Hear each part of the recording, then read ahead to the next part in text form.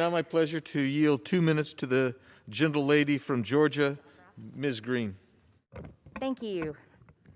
Mr. Speaker, I rise in opposition to Democrat gun control bills far and wide.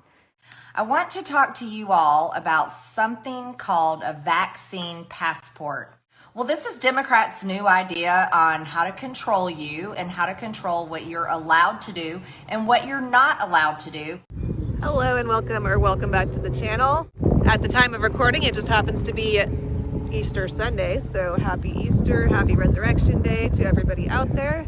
Thank you so much for being here. Today we're going to talk about one of my favorite people in politics right now, one of the few decent ones still left, Marjorie Taylor Greene. I appreciate her stance on gun control, on the COVID-19 situation. I think she has that more correct than most people out there. And on Bill H.R. 1, which is about voting and basically wants to enable people to commit voter fraud. So I hope that you will enjoy that, but first, I basically just got a really cool sponsor called Saved by Christ Apparels. They self-describe themselves as a company dedicated to spreading the gospel of Christ and the message of the gospel in John 3:16. They have all these really cool shirts and sweaters, and there's a lot of stuff on sale right now. And you also get free shipping on any purchase of $75 or above. So yeah, support them, support me, get something cool for yourself. Use Anna SM at checkout, and that'll be awesome.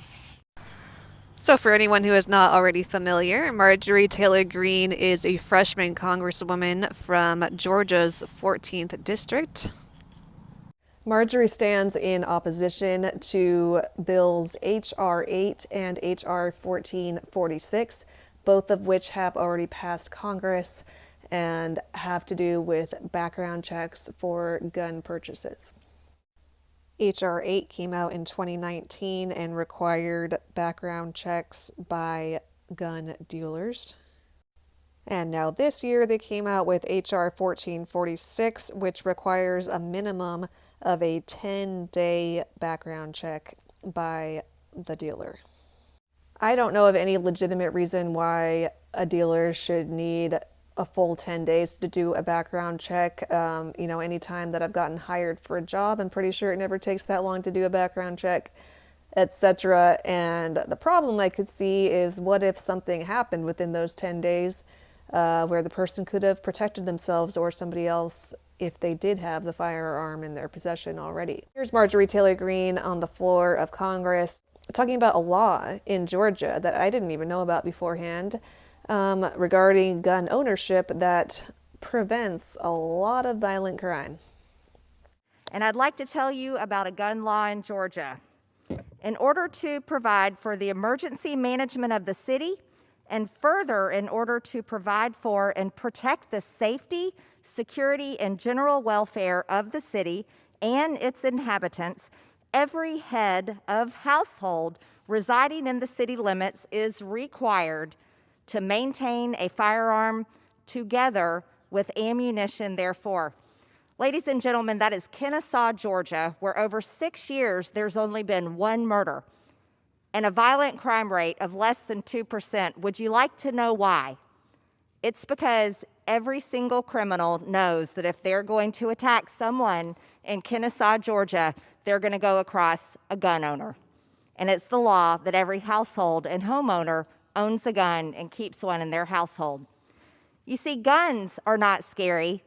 The fact that we may not have guns is scary. Guns are a great form of protection. It is an equalizer to a criminal who could care less about all the gun laws that Democrats want to pass on Americans, infringing on their Second Amendment rights. H.R. 8 and H.R. 1446 are just more gun control legislation violating Americans' great right to bear arms. I rise in opposition of both of these bills, and I hope that the Democrats will come to their senses and figure out that gun rights are American rights. Thank you. And it turns out that she's been making such a big statement about the truth of COVID-19, in my belief, that there is a group of people who designed a petition to basically try to shut her up and shut her down. This group of people is called Faithful America, and you can see some of them pictured here. They describe themselves as the largest online community of Christians putting faith into action for social justice. So you can draw your own conclusions there. The person who I'm most familiar with, who is a progressive Christian, as these people definitely seem to be, is Brenda Marie Davies of God is Gray on YouTube. And sometimes I like her. I like her as a person overall, but she believes, she votes for allowing abortion, and she believes that, homosexuality is not a sin and all of that kind of thing. And so I'm assuming that's what these people believe as well. Upon some further examination of their website, I see that they are proud of having gotten World Vision, which provides all kinds of assistance to impoverished people around the world, off of Google, and came after a few other organizations due to the fact that all of these places stand up for what the Bible says about homosexuality. And they also want to shut down freedom of choice and bodily autonomy when it comes to mask wearing. I did not see anything on their website about abortion, though, so I don't know if they're totally hypocritical on that or not, but I wouldn't be surprised. And Marjorie has been making her own statement about the truth of COVID-19 and has her own bill to introduce that would allow people to sue for COVID-19 vaccination discrimination. Let's hear a bit now from the woman herself. The information is starting to come out. You're hearing this term, and they're actually introducing the idea that you have to have a COVID vaccine, that you have to have proof of your COVID vaccine in the name of a vaccine passport in order for you to be allowed to travel, in order for you to be allowed to enter big events like sporting events, baseball games, football games, movies, concerts, you name it, and basically to be able to buy and sell. So this is a very disturbing concept because we have something in our country called HIPAA rights, which protect our medical records, correct? And vaccines should not be mandated, especially for a virus where most people survive. No one wants anyone to die of COVID. We don't want anyone to get sick. It has affected our country, our economy, our children, our schools, closed down churches, shut down free speech. It has affected our lives more than any of us can possibly stand. But now Democrats are wanting the idea where they want to force you to get the vaccine, whether you want it or not, and they want you to be required to have something called a COVID passport.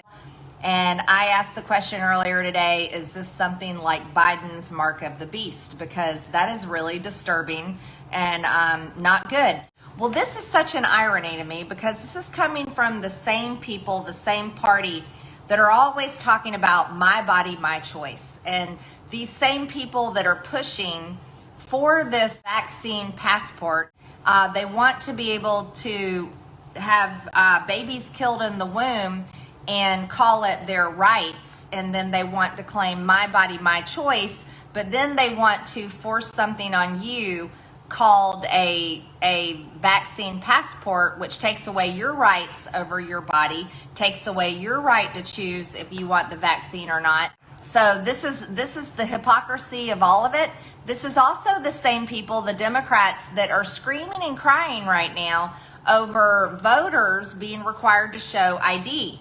They're very upset about our new Georgia election reform laws that our Governor Kemp just signed in to law, and they're upset because it requires people that want to vote to show an ID because they are completely okay with voter fraud. But yet Democrats want you to be forced to have a vaccine, and then you have to prove it with something called a vaccine passport, which violates your HIPAA rights. And right now, their purposes are to have as much control as possible over you, your life, your ability to make decisions, because they are trying to pave the way for communism. Now, how are they wanting to push this on to Americans? Big, powerful corporations that will enforce these policies on you. Because you see, if Democrats pass this law, well then what will all of us say? We will call them communist. We will call them fascist, right? These are the names we will call them. But if the companies do it, then it's a company policy and they're just saying, oh, this is to keep everyone safe. This is what the Biden administration is trying to talk to these private companies into doing. They are adapting these communist policies just like the Democrats are, and they are pushing them on us through their private companies. If they try to push these vaccine passports on private citizens, it's a violation of your rights. You see, we still have a choice in America. We have to make sure we have a choice and block this type of communism coming from the Biden White House, but they're just telling the corporations, hey, you guys do it for us. It'll make us look bad. And we want you to have the option to choose. I want you to have the option to choose to get the vaccine if you want it, and then also have the choice to not get the vaccine if you don't want it. But no one has the right to tell other people to get the vaccine or to wear the mask. I really love that freedom-centered, free speech from this patriotic woman, Marjorie Taylor Greene, and I'm so thankful that she's a congresswoman. I hope that we have more people like her soon. I was going to include what she had to say about Bill H.R. 1 having to do with voting, but the video is already getting a little long, so that will have to be a part 2. So make sure that you stay tuned. I hope that you enjoyed the video today. Don't forget to click the thumbs up since you made it all the way to the end and obviously love the video enough to get all the way there. Share with other people who would also enjoy it. And if you really, really enjoyed it, don't forget to check out the description and use code ANNASM when you check out SavedByChristApparels.com. Thank you again so much for being here and for everyone who has supported. Have a wonderful night, afternoon, morning, evening, whatever time zone you are in. I will see you next time. Bye.